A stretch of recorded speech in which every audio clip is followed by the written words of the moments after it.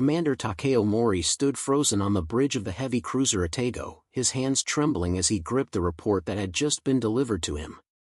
The date was November 28, 1943, and the words on the page seemed impossible to comprehend. In the past 6 months alone, 73 Imperial Japanese Navy vessels and merchant ships had vanished beneath the waves, victims of an underwater menace that Japanese naval intelligence had repeatedly assured him was primitive and ineffective. Before we jump back in, tell us where you're tuning in from, and if this story touches you, make sure you're subscribed because tomorrow, I've saved something extra special for you. The American submarine force, he had been told countless times during strategy meetings in Tokyo, was hampered by defective torpedoes, inadequate training, and a defensive mindset unsuited to aggressive warfare. Yet the evidence before him painted a drastically different picture. Entire convoys were being decimated. Critical supply lines to the southern resource area were hemorrhaging. The oil tankers that Japan's war machine desperately needed were disappearing at an alarming rate, and worst of all, the submarines responsible were operating with impunity in waters the Imperial Japanese Navy considered its own domain. Mori looked out at the dark Pacific waters surrounding his vessel and felt a chill that had nothing to do with the evening breeze. Somewhere beneath those waves, American submarines prowled like invisible predators, and the Imperial Japanese Navy had catastrophically underestimated their capability, their resolve, and their impact on Japan's ability to sustain the war effort. Just 18 months earlier, in May 1942, the atmosphere in the Naval General Staff headquarters in Tokyo had been markedly different. Vice Admiral Shigeyoshi Miwa, commander of the 6th Fleet responsible for submarine operations, sat in a conference room surrounded by his fellow admirals as they reviewed intelligence assessments of American naval capabilities. The topic of American submarines came up during the discussion, and the response from the assembled officers was dismissive bordering on contemptuous. Captain Yasumi Doi, a decorated veteran of submarine warfare who had served in the Imperial Navy since the 1920s, led the briefing on enemy undersea capabilities. He stood before a large map of the Pacific, pointer in hand, as he outlined what Japanese intelligence believed about the American submarine threat. The Americans have approximately 51 submarines operational in the Pacific theater, he began, but our analysis suggests they pose minimal danger to our operations. Their Mark 14 torpedo has proven deeply flawed, with frequent premature detonations and failure to explode on contact. Our merchant captains report that American submarines are timid in their approaches and quick to disengage when faced with even modest defensive measures. Admiral Miwa nodded approvingly as Doi continued his assessment. Their submarine doctrine remains rooted in defensive operations, Doi explained. Unlike our own aggressive tactics developed through years of rigorous training, the Americans view submarines primarily as scouts and defensive assets. They lack both the tactical sophistication and the warrior spirit necessary for effective submarine warfare. Furthermore, their submarines are designed for comfort rather than combat efficiency, with excessive crew space and amenities that reduce their operational effectiveness. The other admirals in the room murmured their agreement. Rear Admiral Katsuo Abe, who oversaw anti-submarine warfare development, added his own observations. We have equipped our merchant fleet and naval vessels with effective sonar detection systems and depth charge capabilities, he stated confidently. Our convoy escort protocols are more than adequate to counter the limited American submarine threat. The real danger to our supply lines comes from their surface fleet and aircraft, not their underwater forces. This assessment was not merely the product of wartime overconfidence. It reflected decades of Japanese naval philosophy and strategic planning.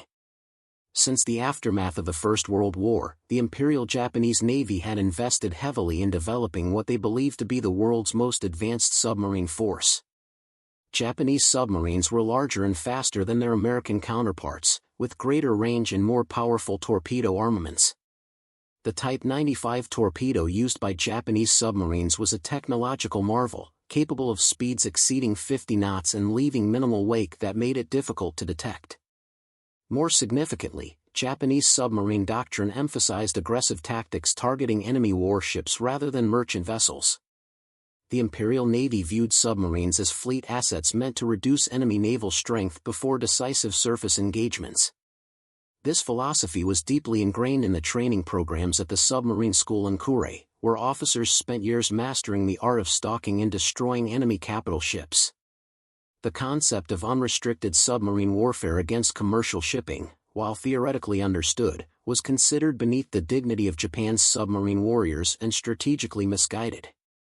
Lieutenant Commander Hiroshi Nakagawa, one of Japan's most celebrated submarine captains with multiple warship kills to his credit, exemplified this mindset. In a lecture delivered to new submarine officers in July 1942, he expounded on the philosophy that guided Japanese underwater operations. "The submarine is the ultimate weapon of stealth and precision," he told his attentive audience. "Our mission is to strike at the heart of enemy naval power, to sink their battleships and carriers, to reduce their fleet before the decisive engagement. Attacking merchant vessels is the work of commerce raiders, not warriors of the Imperial Navy. We must focus our efforts on targets worthy of our skills and our weapons." This attitude was reinforced by the early successes of Japanese submarines in the opening months of the Pacific War. In December 1941, the submarine I-26 torpedoed and damaged the aircraft carrier USS Saratoga off Hawaii. The submarine I-168 sank the already damaged USS Yorktown after the Battle of Midway. These high-profile victories against major warships seemed to validate Japanese submarine doctrine and confirm the superiority of their approach over what they perceived as the crude American emphasis on commerce raiding. Japanese naval intelligence reports from mid-1942 painted a picture of an American submarine force struggling with technical problems and doctrinal confusion. One report noted that American submarines operated with excessive caution, often breaking off attacks at the first sign of defensive response.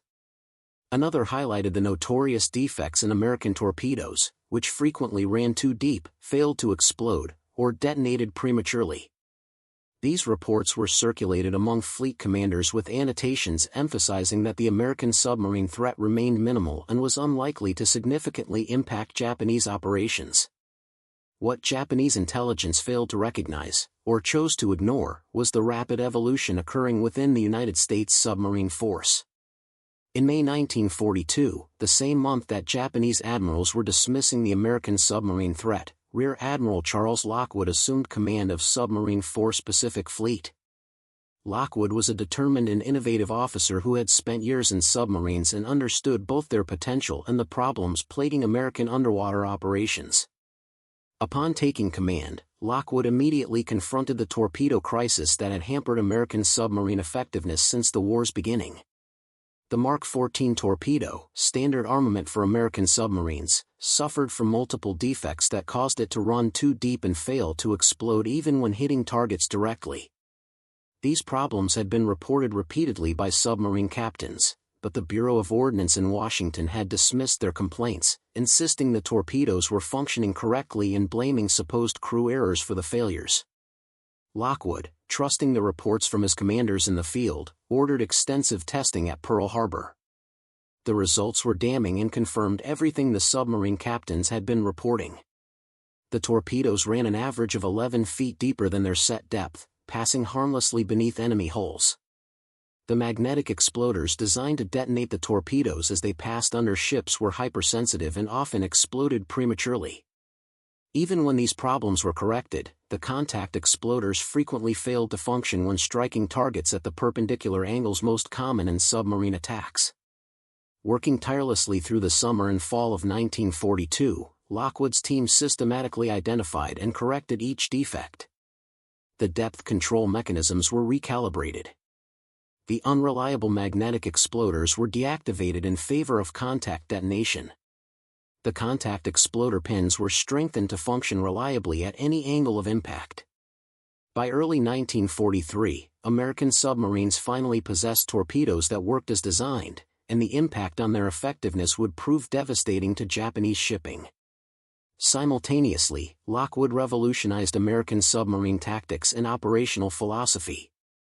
He emphasized aggressive patrolling in Japanese home waters and along critical shipping routes. He encouraged his commanders to surface at night to use their superior radar for targeting while avoiding detection. he organized submarines into coordinated wolf packs that could overwhelm convoy defenses through simultaneous attacks from multiple directions. Most significantly, he unleashed his submarines against Japanese merchant shipping with orders to sink anything flying the Japanese flag.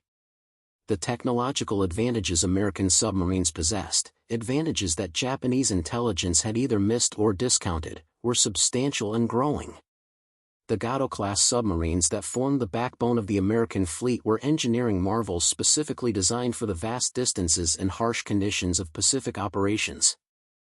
Each Gato-Class boat displaced 1,525 tons surfaced and 2,424 tons submerged, substantially larger than most Japanese merchant vessel escorts and comparable in size to many Japanese destroyers. What truly set the Gato-Class apart was its integration of advanced technology that Japanese submarine designers had not prioritized. Every American submarine was equipped with sophisticated SJ surface search radar that could detect ships at ranges exceeding 20 miles in good conditions. This radar operated on wavelengths that Japanese vessels could not detect, giving American submarines the ability to track convoys and position themselves for attacks while remaining invisible to their targets.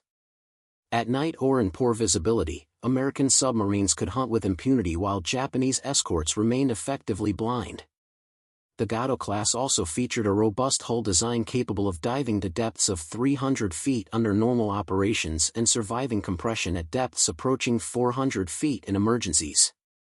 This deep diving capability allowed American submarines to evade depth charge attacks that would have destroyed shallower diving vessels. Japanese depth charges were typically set to detonate at 200 feet or less, based on the assumption that submarines could not operate effectively at greater depths. American submarines routinely dove beneath this zone and waited in safety while Japanese escorts exhausted their depth charge supplies attacking empty water. Perhaps most critically, the Gato-Class submarines were designed for extended patrols lasting 75 days or more, with comfortable crew accommodations that kept morale high during long deployments. While Japanese admirals had mockingly characterized these amenities as excessive luxury reflecting American softness, the reality was that well-rested crews with good food and adequate living space maintained higher alertness and combat effectiveness than exhausted sailors crammed into Spartan vessels. Preparing and narrating this story took us a lot of time, so if you are enjoying it, subscribe to our channel, it means a lot to us. Now back to the story.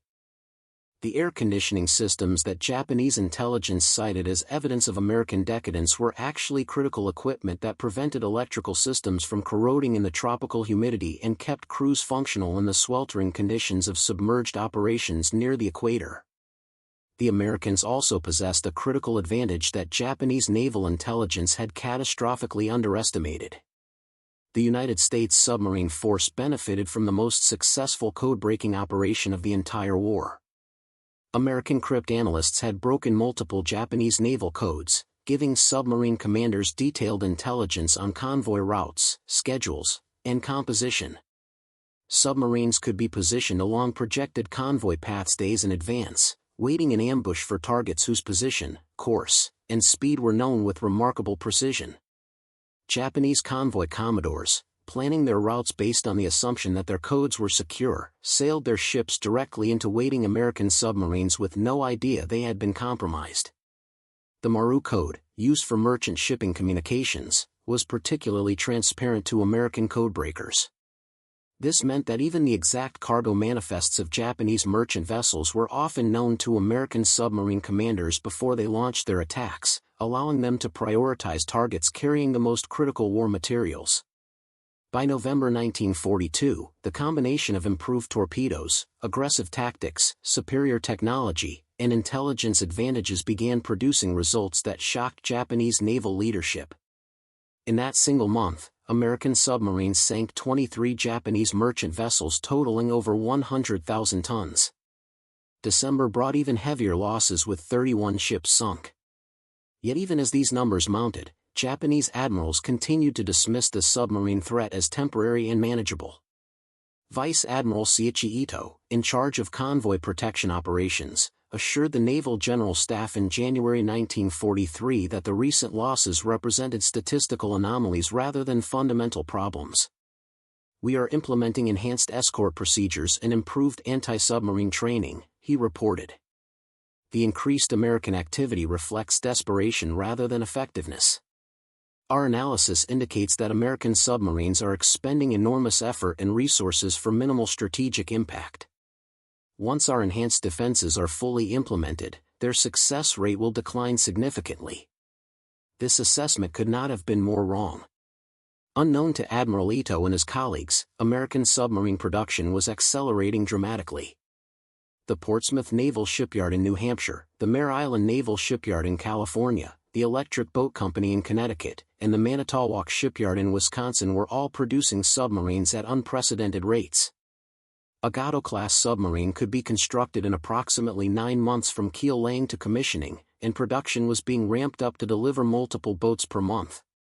In 1942, American shipyards had delivered 26 new fleet submarines to the Pacific. In 1943, that number would increase to 55. By 1944, American submarine strength in the Pacific would exceed 150 boats, with more arriving every month. Japan, with its limited shipbuilding capacity increasingly strained by demands for surface warships and merchant vessel replacements, would commission only 38 submarines during the entire war, and most of these would continue to be employed in fleet support roles rather than commerce raiding.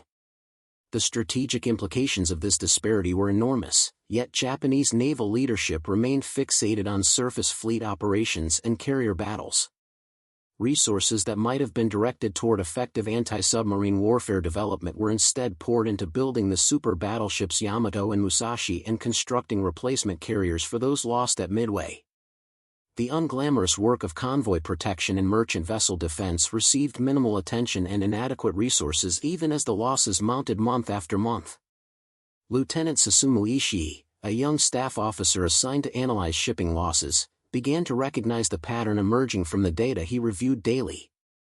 In February 1943, he prepared a detailed report warning that American submarine activity was following a systematic pattern targeting critical resource shipments from the southern resource area. His analysis showed that oil tanker losses were particularly severe, with 17 tankers sunk in the previous 3 months alone. Given Japan's complete dependence on imported oil, Ishii argued, this trend represented a strategic threat potentially more serious than any surface fleet action. The report was filed and largely ignored by senior leadership focused on preparing for anticipated carrier engagements in surface fleet operations. When Ishii attempted to brief Admiral Miwa directly on his findings, he was told that while the submarine problem required attention, it remained secondary to the primary threat posed by American carriers and battleships. Focus your analysis on supporting our convoy escort improvements, Ishii was instructed. The fundamental strategic situation remained sound. But the fundamental strategic situation was anything but sound, and it was deteriorating rapidly. In March 1943, American submarines sank 43 Japanese merchant vessels. In April, the number climbed to 49. In May, 55 ships went to the bottom. Each sinking represented not just the loss of the vessel itself, but the irreplaceable loss of the cargo it carried: oil, rubber, tin, bauxite, rice, and manufactured goods that Japan's war economy desperately needed. Equally devastating was the loss of experienced merchant marine crews who could not be quickly replaced. The psychological impact on Japanese merchant sailors began to mount as well. Captains and crews who survived submarine attacks returned to port with harrowing accounts of torpedoes striking without warning, of ships broken in half and sinking in minutes, of survivors machine-gunned in the water or left to drift in lifeboats hoping for rescue that often never came. The merchant marine, already suffering from manpower shortages, found recruitment increasingly difficult as word spread about the terrible losses being inflicted by American submarines. Yet even as the shipping crisis deepened, Japanese naval leadership maintained their conviction that American submarines represented a manageable threat that would be contained once proper defensive measures were implemented.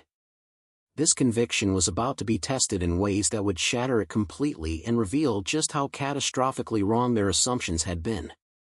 The turning point that would force Japanese naval leadership to confront the true scale of the submarine threat came in the waters between Truk and Rabaul during a 72-hour period in late June 1943. A heavily escorted convoy designated Convoy HI-04 departed Truk on June 19 carrying critical aviation fuel and ammunition desperately needed by Japanese forces defending the Solomon Islands. The convoy consisted of 9 tankers and cargo vessels protected by 4 destroyers and 2 escort vessels, a defensive arrangement that Japanese planners considered more than adequate protection against submarine attack. What the convoy commodore and his escorts did not know was that American codebreakers had intercepted and decrypted the convoy's complete sailing orders 3 days before departure. 3 Gato-Class submarines, USS Harder, USS Seahorse, and USS Paddle, had been positioned along the projected convoy route with precise coordinates and timing. The 3 boats were under orders to coordinate their attacks, a wolf pack tactic that Japanese anti-submarine doctrine was not prepared to counter. At 0234 hours on June 21, USS Harder made the first contact using its SJ radar while running surfaced in darkness 20 miles ahead of the convoy. Commander Samuel Dealey maneuvered Harder into position and submerged to wait. At 0447 hours, just before dawn, the convoy appeared exactly where codebreakers had predicted it would be. Dealey fired a spread of 6 torpedoes at the leading tanker and 2 cargo vessels. 4 torpedoes found their marks. The tanker Nippo Maru erupted in flames as 10,000 tons of aviation fuel ignited, turning night into day. 2 cargo vessels listed heavily and began sinking. The convoy's destroyer escorts immediately began aggressive anti-submarine maneuvers, dropping depth charges and executing search patterns. But Dealey dove Harder to 350 feet, well below the depth setting of the Japanese depth charges, and slipped away while the escorts attacked empty water. By 0600 hours, Harder had cleared the area and was transmitting contact reports to the other 2 submarines in the patrol group. USS Seahorse attacked at 1123 hours, firing a spread of torpedoes into the now-disrupted convoy formation. Commander Slade Cutter's attack sank another tanker and damaged a cargo vessel so severely it had to be scuttled. Again, Japanese escorts dropped dozens of depth charges, and again the American submarine escaped by diving deep and using superior underwater maneuverability. By early afternoon, the convoy had lost 4 of its 9 vessels and the survivors were scattered across miles of ocean, their protective formation completely disrupted. The final blow came at 1847 hours when USS Paddle intercepted 3 of the surviving vessels attempting to reach Rabaul with only a single destroyer as escort. Lieutenant Commander Byron Noel fired 8 torpedoes in a carefully calculated attack that sank 2 more vessels and damaged the 3rd so badly it had to beach itself to avoid sinking. Of the 9 vessels that had departed Truk with such confidence just 2 days earlier, only 2 reached Rabaul, and both arrived with heavy damage requiring extensive repairs. The loss of convoy HI-04 sent shockwaves through the Naval General Staff in Tokyo. The convoy had been properly escorted according to established doctrine. The escorts had responded aggressively to submarine contacts. Yet the American submarines had destroyed or crippled 7 of 9 vessels while suffering no losses themselves. Even more troubling, intelligence analysis revealed that the American submarines had clearly been waiting in ambush, suggesting they possessed advanced knowledge of the convoy's route and schedule. Vice Admiral Miwa, reviewing the action reports, struggled to explain how 3 submarines had overcome 6 escort vessels and sunk most of a well-defended convoy. The Americans are demonstrating tactical coordination we did not anticipate, he admitted to his staff. We must revise our assessment of their capabilities. Captain Doi, who had so confidently dismissed the American submarine threat 14 months earlier, was notably silent during the meeting. The evidence before them contradicted everything Japanese submarine doctrine had taught them to expect. What Miwa and his staff could not know was that the destruction of convoy HI-04 represented just one example of a systematic campaign that was strangling Japan's war economy. In June 1943 alone, American submarines sank 64 Japanese merchant vessels totaling over 250,000 tons. July brought even heavier losses with 71 ships sunk. The rate of destruction was accelerating as more American submarines arrived in the Pacific and as their crews refined their tactics through hard-won combat experience. Commander Dealey and USS Harder would become one of the most feared submarine teams in the Pacific, ultimately credited with sinking 16 Japanese vessels including 5 destroyers before being lost with all hands in August 1944. Commander Cutter and USS Seahorse would sink 19 vessels totaling over 72,000 tons. These were not exceptional cases but representative examples of the effectiveness American submarines were achieving across the entire Pacific theater. The human cost of these attacks was staggering for Japan's merchant marine. Unlike military vessels where crew discipline and damage control training provided some chance of survival, merchant ships often sank so quickly that most crew members had no opportunity to abandon ship. When the tanker Nippo Maru exploded after being hit by Harder's torpedoes, the combination of igniting aviation fuel and secondary explosions killed 247 of the 251 men aboard within minutes. Survivors floating in oil-covered waters often succumbed to burns, exhaustion, or shark attacks before rescue could arrive. Japanese merchant marine casualties in 1943 exceeded 16,000 men killed or missing, a number that would climb to over 27,000 in 1944 and nearly 40,000 in 1945. By war's end, Japan's merchant marine would suffer a casualty rate exceeding 60%, higher than any combatant force in the imperial military. These losses created a cascading crisis as experienced officers and crew became increasingly scarce, replacement personnel lacked adequate training, and recruitment dried up as the dangers became widely known. The strategic implications extended far beyond the immediate loss of ships and crews. Japan's war economy was critically dependent on imports from the southern resource area, the occupied territories in Southeast Asia that provided oil, rubber, tin, bauxite, and other essential materials. The entire strategic rationale for Japan's expansion into Southeast Asia had been to secure these resources and create an autarkic economic sphere that could sustain a prolonged war against the Western powers. But this strategy had a fundamental vulnerability that Japanese planners had acknowledged but underestimated: the long and exposed sea lanes connecting the resource areas to the Japanese home islands. Tankers carrying oil from the Dutch East Indies to refineries in Japan had to traverse thousands of miles of open ocean. Cargo ships bringing rubber from Malaya, tin from Siam, and bauxite from the Philippines faced similarly long voyages. Every one of these routes became a hunting ground for American submarines. Lieutenant Ishii, whose earlier warnings had been largely ignored, was tasked with preparing a comprehensive analysis of the shipping situation in August 1943. His report, presented to the Naval General Staff on August 15, painted a dire picture. Japanese merchant shipping available for military and economic transport had declined by 18% since the beginning of the year. Oil imports were down 27%. Rubber imports had fallen by 34%.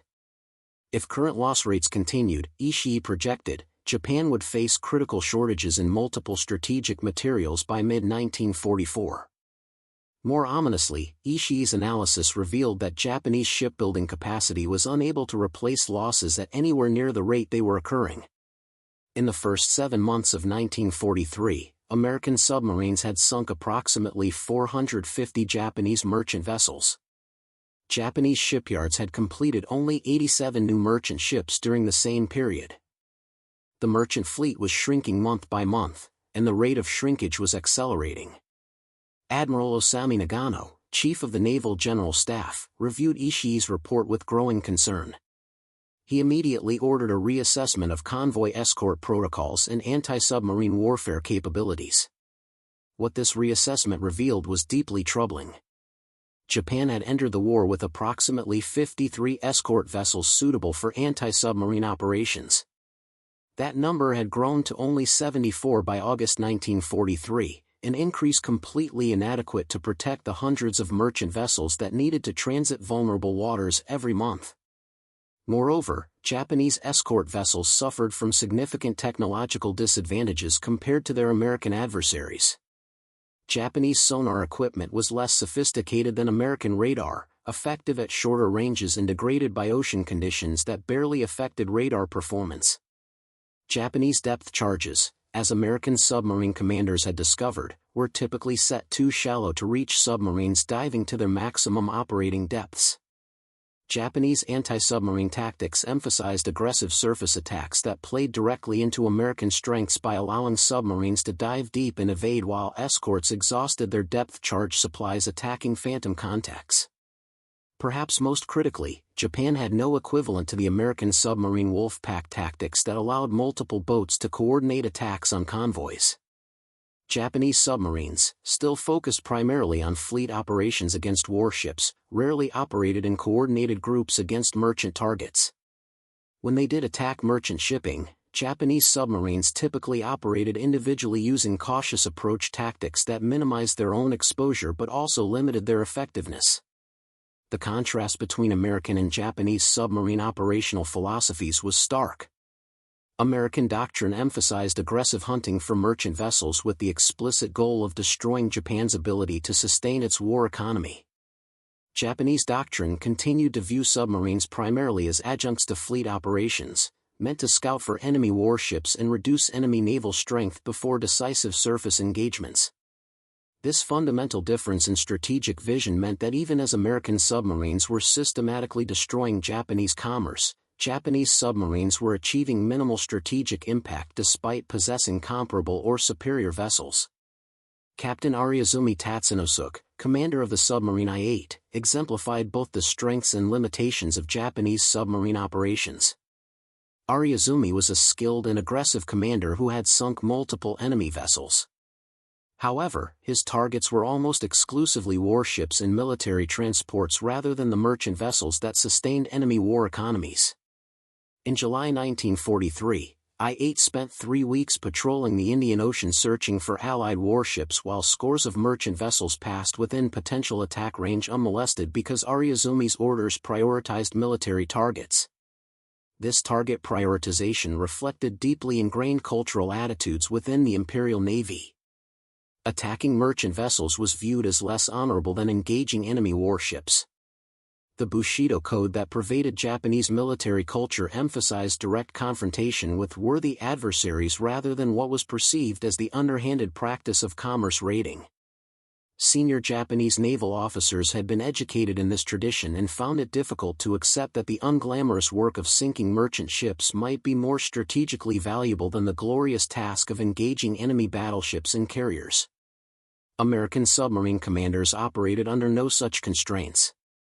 They were explicitly ordered to sink any vessel flying the Japanese flag regardless of whether it was a warship, merchant ship, tanker, or fishing boat. This unrestricted submarine warfare policy, implemented from the first day of the war, reflected American recognition that modern industrial warfare required destroying the enemy's economic capacity as much as their military forces. The effectiveness of this approach became undeniable as 1943 progressed. In September, American submarines sank 88 Japanese vessels. In October, the toll reached 91 ships. In November, 112 vessels went to the bottom, the highest monthly total of the war to that point. Each sinking removed not just the ship itself but also its cargo and crew from Japan's dwindling pool of available resources. Commander Mori, whose shocking realization in November 1943 had opened this story, was among the first senior officers to fully grasp the implications of what was happening. Reassigned to the Naval General Staff after his cruiser was torpedoed and sunk by USS Wahoo in October, Mori spent weeks reviewing loss reports and trying to develop effective countermeasures. What he discovered horrified him.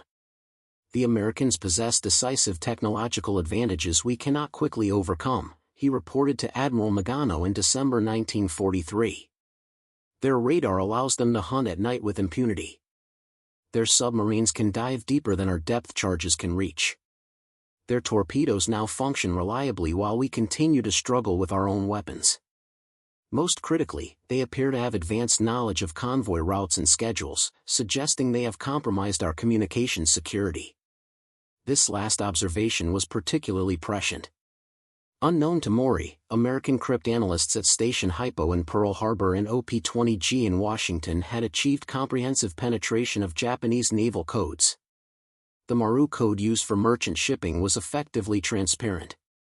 American submarine commanders received detailed intelligence briefings before every patrol, including projected convoy routes, vessel compositions, and cargo manifests. Japanese merchant ships were sailing to their doom according to schedules that American submarines had received days in advance. The psychological impact on Japanese merchant sailors was profound and debilitating. Captains who had survived multiple torpedo attacks began refusing assignments to particularly dangerous routes. Crew members deserted in increasing numbers at ports throughout the empire. Insurance rates for merchant voyages skyrocketed, and many shipping companies demanded military escorts even for short coastal runs. The Japanese merchant marine, once a source of national pride and a critical enabler of imperial expansion, was becoming a demoralized and diminishing force. By the end of 1943, American submarines had sunk over 1,200,000 tons of Japanese merchant shipping, approximately 1/4 of Japan's total merchant fleet at the start of the war. The economic impact was devastating. Oil stockpiles in Japan, which had stood at 43 million barrels in December 1941, had declined to 25 million barrels by December 1943 despite the conquest of the Dutch East Indies oil fields. Aluminum production, critical for aircraft manufacturing, fell by 19% due to insufficient bauxite imports. Food imports declined sharply, forcing the implementation of strict rationing that reduced civilian caloric intake and impacted war production through decreased worker productivity. The Naval General Staff, finally confronting the scale of the crisis, attempted to implement emergency countermeasures. New escort vessels were ordered from shipyards already struggling to meet production quotas. Anti-submarine warfare schools were established to train additional escort crews. Convoy routes were modified to avoid areas of highest submarine concentration. Merchant vessels were ordered to sail only in heavily escorted convoys rather than independently. These measures had some effect but could not overcome the fundamental advantages American submarines possessed. For every new escort vessel Japan commissioned, American shipyards were producing 4 new submarines. For every tactical adjustment Japanese convoy commanders made, American intelligence provided submarine commanders with updated information.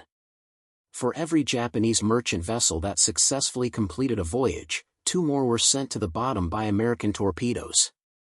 The admirals who had dismissed American submarines as primitive and ineffective just 18 months earlier now faced an inescapable truth. The underwater force they had mocked had become the single most effective weapon system deployed against Japan's war economy. The Gato-Class submarines they had characterized as comfortable but combat ineffective were systematically destroying Japan's ability to sustain military operations. The American submariners they had deemed timid and poorly trained were demonstrating skill, courage, and determination that matched or exceeded anything Japan's vaunted submarine force had achieved. Vice Admiral Miwa, in a private conversation with Admiral Nagano recorded in Nagano's diary, acknowledged the magnitude of their miscalculation. "We believed our submarine force was superior because our vessels were faster and our doctrine emphasized attacking warships," Miwa admitted. But the Americans understood something we did not. Modern industrial warfare is won by destroying the enemy's capacity to produce and transport war materials. They are winning the submarine war not because their vessels are better than ours, though increasingly they are, but because they understood the strategic importance of commerce warfare while we remained fixated on romantic notions of fleet engagements and honorable combat. This recognition came too late to alter the trajectory of the war. By early 1944, Japan's shipping crisis had become catastrophic and irreversible. The southern resource area, conquered at such great cost in 1941 and 1942, was becoming increasingly isolated from the home islands as American submarines made the sea lanes progressively more dangerous. Oil that could not be transported from the Dutch East Indies to Japan was strategically worthless. Rubber stockpiled in Malaya did no good if it could not reach Japanese factories. The entire strategic rationale for Japan's expansion was being undermined by American submarines operating with devastating effectiveness. The human toll continued to mount as well. In January 1944, the passenger cargo vessel Hinode Maru was torpedoed by USS Pogi while carrying 6,500 soldiers and civilian workers from Shanghai to Japan. The ship sank in less than 4 minutes. Only 324 people survived. In February, USS Tang sank the troop transport Ryusei Maru carrying 4,998 soldiers to reinforce the garrison at Saipan. Fewer than 1,200 survived. These mass casualty incidents became increasingly common as desperate Japanese military planners tried to move troops and supplies on overcrowded vessels through submarine-infested waters. For the American submariners prosecuting this campaign, the experience was both exhilarating and harrowing.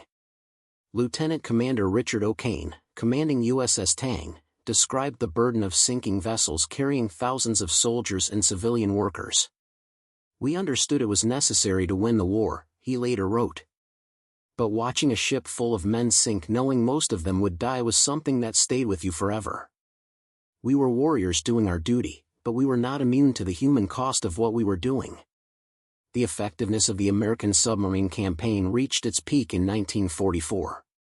In that single year, American submarines sank over 600 Japanese merchant vessels totaling nearly 2.7 million tons. This represented more tonnage than Japan's entire merchant fleet at the start of the war.